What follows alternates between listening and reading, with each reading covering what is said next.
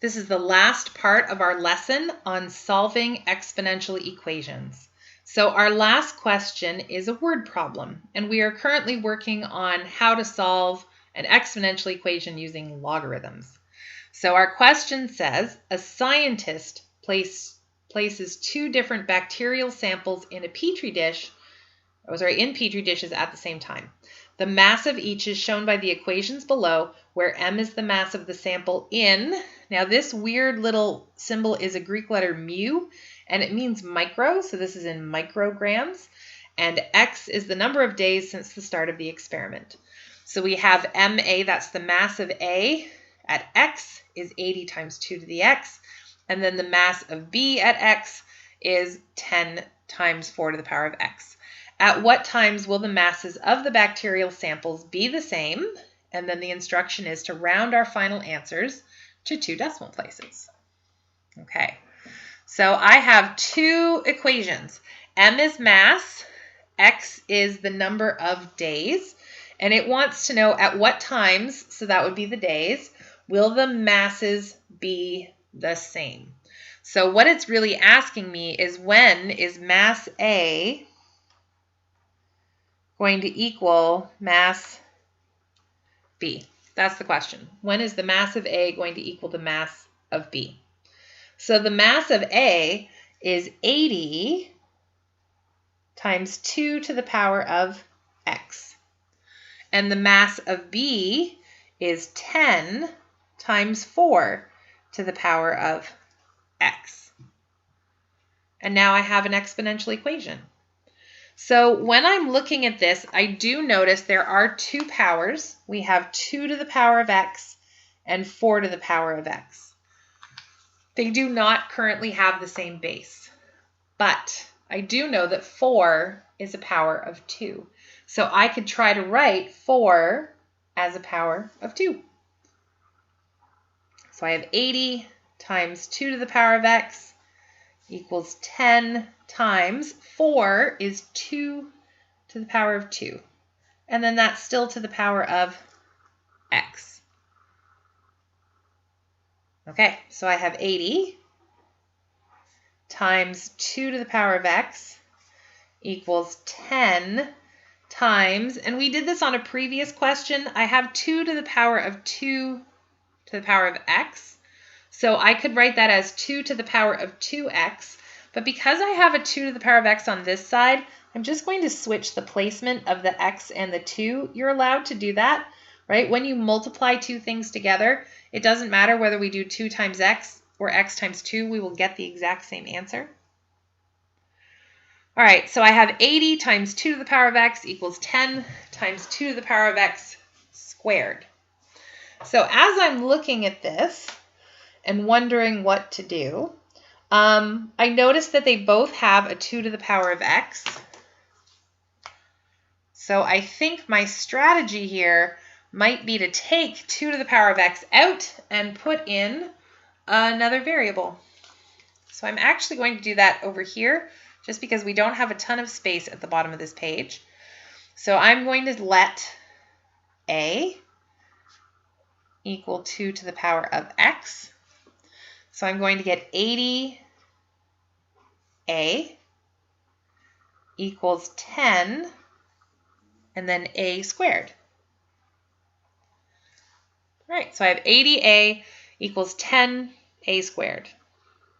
So looking at this equation, it's now a polynomial equation, which means I should be able to solve by factoring or quadratic formula, or maybe even rearranging.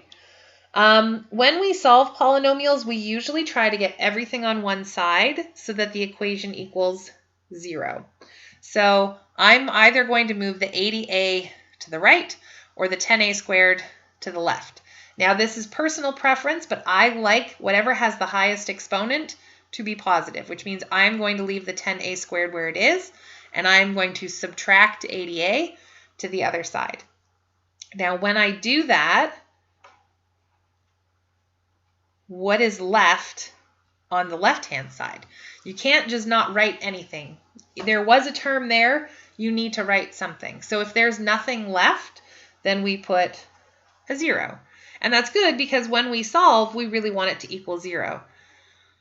Okay, so from here, I would try to factor. That's my go-to strategy for solving. So when I'm looking at this equation, it has 2 terms. So the first thing I would ask myself is, do they have any like terms? And I know that 10 and 80 both divide by 10, and they both have an a.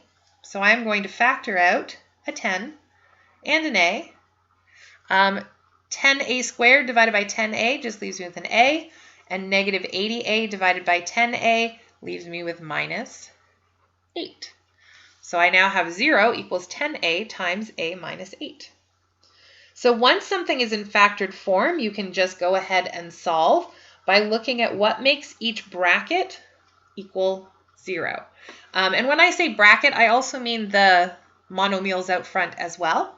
So we're looking at what makes 10a equal 0, what makes a minus 8 equal 0, right? Because if we're multiplying 2 things together and getting an answer of 0, one of these needs to be a 0. So for this one, I'm going to divide both sides by 10 to get that a equals 0 divided by 10 is 0. Oops, I was going to put a box around that, but I'm holding off. And then a minus 8 equals 0. I'm going to add 8 to both sides to get a equals positive 8.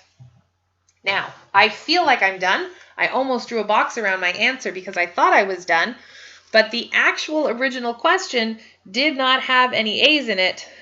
It has x's. So I need to put that 2 to the power of x back in order to be able to solve.